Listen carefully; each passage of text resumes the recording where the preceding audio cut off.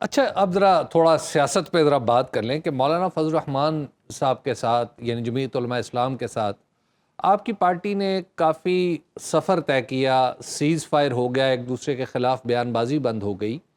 ایسا لگتا ہے کہ جیسے پی ٹی آئی کے اندر یا تو اختلاف ہے یا کوئی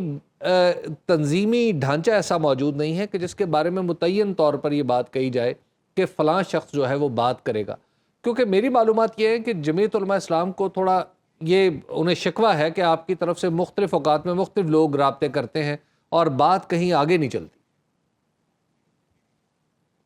اس میں جو ایکچول پوزیشن ہے وہ میں آپ کو بتا دیتا ہوں کہ عمران خان صاحب نے اسد کیسر صاحب کو یہ ٹاسک دیا ہوا ہے،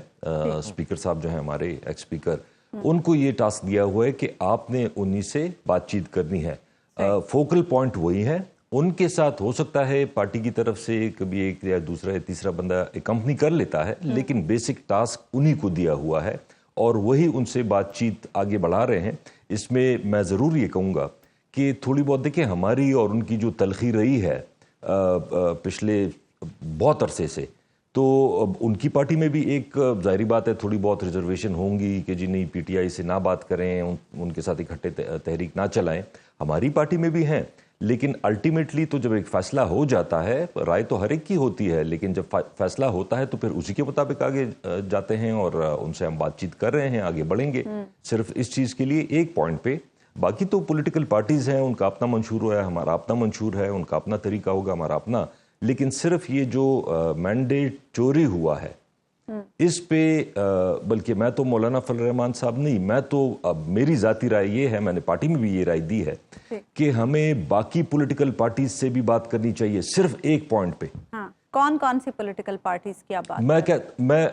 میرے خیال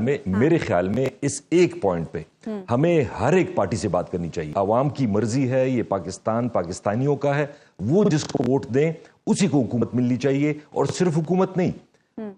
صرف اقتدار نہیں، اختیار بھی ملنا چاہیے۔ مولانا کی طرف سے آپ یعنی آپ کا ایجنڈا تو بالکل واضح ہے، تو کہیں ایسا تو نہیں کہ مولانا شاید یہ چاہ رہے ہیں کہ آپ چونکہ ان کا کندھا استعمال کر کے اپنے لیڈر کو جیل سے باہر نکالنا چاہتے ہیں، عمران خان صاحب کو، تو اس لیے وہ چاہ رہے ہیں یہ جنگ تو آپ اپنی خود لڑ لیں اور بعد میں وہ آپ کے ساتھ مل جائیں اگر وہ آپ کامیاب ہوں یا ناکام ہو، جو بھی صورت ہو۔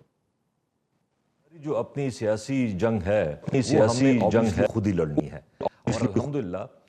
پی ٹی آئی کا اتنا سپورٹر، اتنا ورکر پورے پاکستان میں موجود ہے، سب سے بڑی پولیٹیکل پارٹی ہے، تو یہ نہیں ہے کہ ہم صرف کوئی مولانا صاحب کے اس پہ بیٹھے ہوئے ہیں کہ جی وہ ہمارے ساتھ تحریک چلائیں گے تو ہم چلائیں گے، ایسا نہیں ہے۔ لیکن اگر ایک مقصد ایک ہے کہ جی مینڈیٹ، جس طرح میں نے پہلے کہا کہ جی مینڈیٹ چوری ہوا ہے، اس کا کوئی حل نکلنا چاہیے، یہ مقصد ان کا بھی ہے، یہی مقصد ہمارا بھی ہے، تو اکٹھے چل سکتے ہیں تو بہت اچھی بات ہے، نہیں چل سکتے تو ہم اپنے سے ہم کوئی ان پہ ڈیپینڈنٹ نہیں ہوں گے، ہم اپنے سے تحریک چلائیں گے۔ اچھا عاطف